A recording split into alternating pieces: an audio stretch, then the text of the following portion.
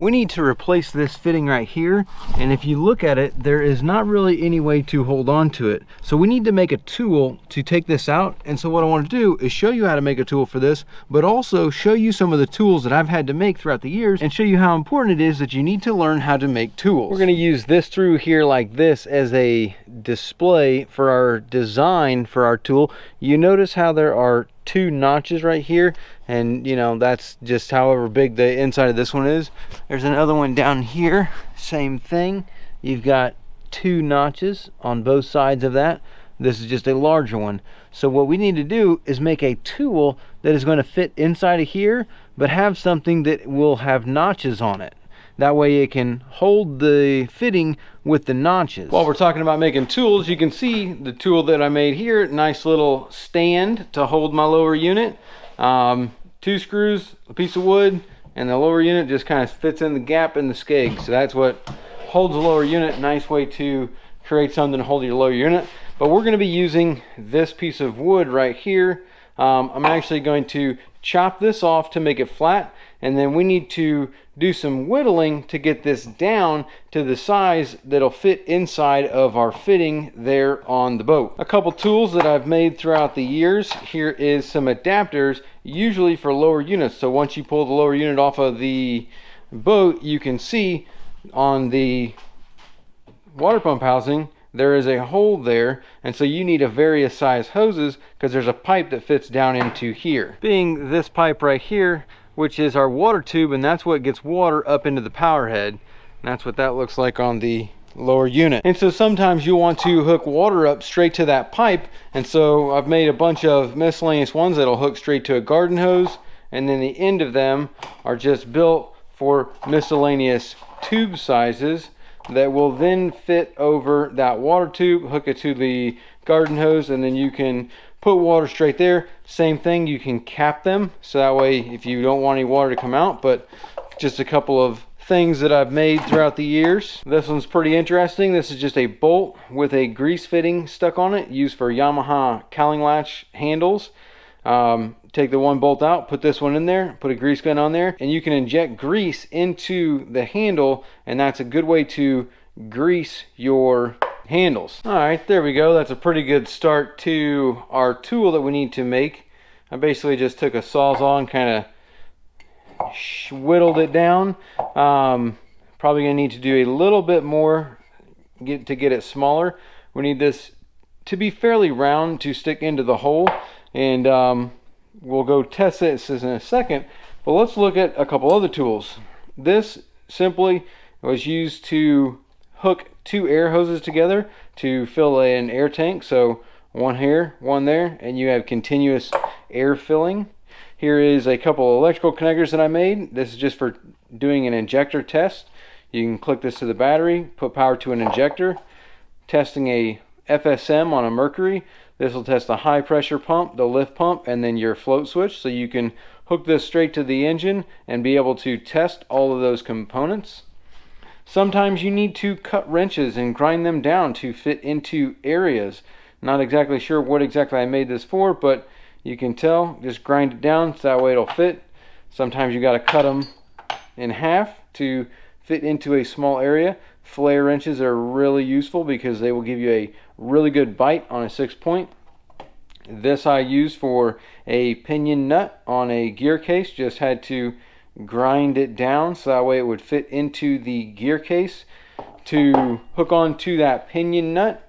Got some more stuff here I want to talk about, but let's go ahead and see if this fits into our fitting. It does not fit in there. This is a similar size to the one that we're going to be using, so I'm just using this one as like a test, and nope, this does not fit in there just yet. So let's go ahead and grind this down just a little bit more.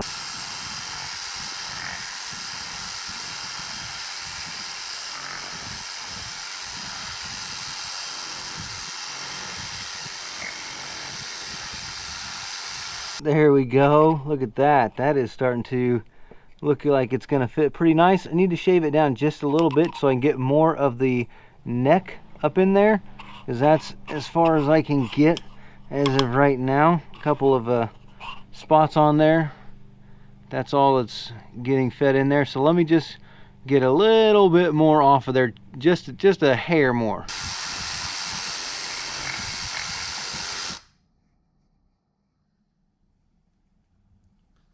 Oh yeah, look at that.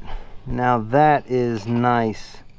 Look at that fitting in there. So now I just want to push on this, kind of spin it around to give us a reference point of how far it sticks in there, and then also we need to know where we're going to put our piece. So we've got our mark all the way around it. We know where it sticks into the fitting. Let's talk about a couple of other things that I've had to make right here. This is just a drain plug.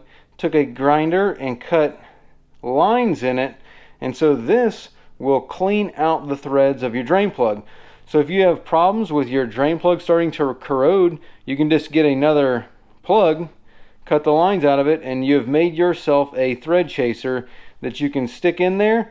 It'll clean all the stuff off the threads and pack it into here, and then you can pull all that junk out of the boat. Same thing with grinding down sockets to fit into small areas that you need to make it fit. Obviously you don't want to use snap-on. You want to get yourself some cheap drop forged china, really good stuff. Shift shaft holders. This is just the part of a shift shaft that was bent down to make a handle to fit onto a shift shaft, so that way I can turn a shift shaft like this. Bing, bing, bing. I can shift the lower unit now. So having stuff like this. Also, here's just another one that I made, basically the same thing, but this one I use a pair of vice grips on, and my really nice vice grips, these little tiny things. So those are a couple good tools to make. Right here is a wire brush epoxied into a long handle that I can put on a drill and then run it to clean something that was very far away. We've got stuff like this used for pushing in prop shaft seals into a lower unit, like on this one here. Needs to be a little bit smaller because this is the wrong size, but this is for a V8, and you use that side to push the seal in there. This right here is used to hook up to any kind of Schrader valve that you need to put pressure into. So I use this for, like, if I need to add air to an Optimax to avoid using the pressure, the compressor, I can run the engine without the compressor to check other things on the engine. Very good for diagnosing. Again, it's just a bunch of fittings put together. Here's allows me to hook up to an air hose, and then just some adapters that allowed me to get to this nipple that then allowed me to put a hose that hooks to a Schrader valve. So that is very useful to make. Here is a fuel sender that I use for testing. It's a good fuel sender. Obviously it's not that good a shape, but for me, I just hook it straight up to the gauge or whatever I need to test there at the fuel tank, and I can run this up and down and test the fuel system outside of that. Same thing for this. This is just a pressure gauge, so I can use this for pressure testing. Another nice little adapter for testing trailers. So this will hook straight up to the trailer. I can hook this straight to a battery, and then I can take this and move it back and forth between the different leads, so that way I can test all the lights on the trailer. And then one of my more favored things is going to be this right here. It's just an engine harness that hooks straight to a Yamaha engine, and then I've cut it, spliced it to adapt it to a key switch. So that way I've got a lanyard, I've got a key switch, I've got a warning horn. I can test basically the boat side of things without having the boat. So I can disconnect the engine from the boat to test the engine to troubleshoot for problems. And these are just a few examples of all the tools that I've made throughout the years.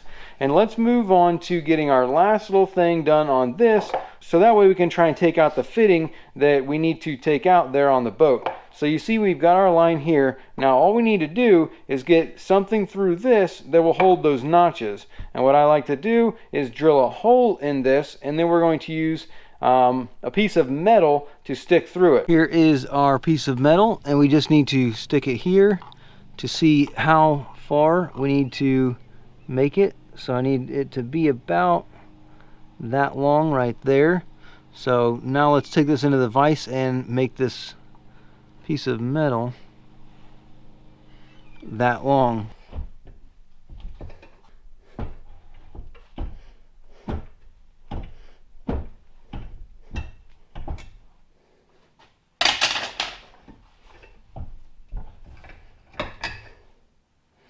There is our piece of metal that's going to be used for our holder.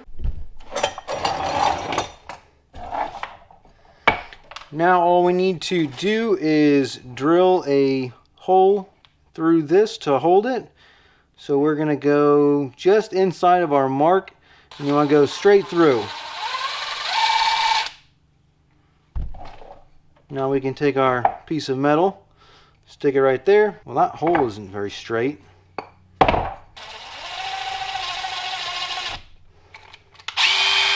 There we go. Much better.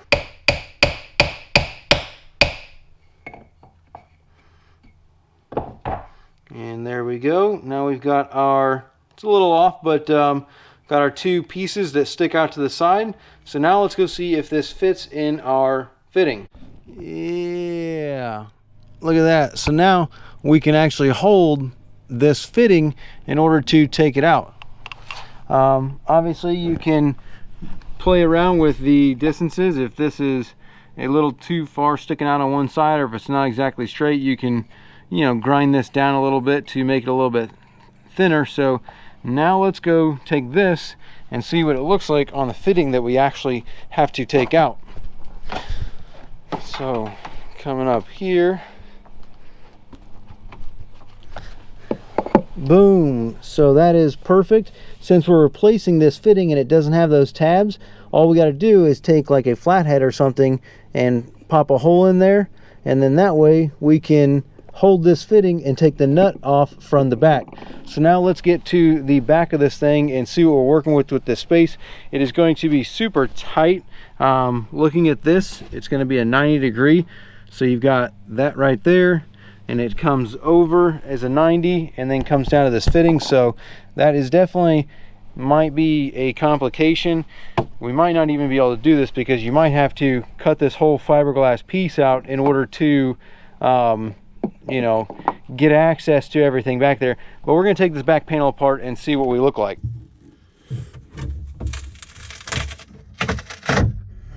Well, that is completely foamed in, and honestly, I don't feel like messing with that. See how thin this is? It goes straight in there. That's right to the back of the live well. I'm gonna have to dig all that out just to change that fitting. It's actually not in that bad of shape now that I'm looking at it and I can see the back of there. Obviously it would be better to replace it, but I think we're just going to clean it and try and put some stuff on there to keep the plastic from degrading anymore, just so we don't have to mess with this as of right now. Not a 100% problem. Otherwise you'd have to cut this glass, and I'm not trying to get into all of that today, but at least you learn how to make this tool, as well as the importance of thinking outside of the box and learning to make tools when you need to do something, so that way there is always a way to get a job done if you really want to get the job done.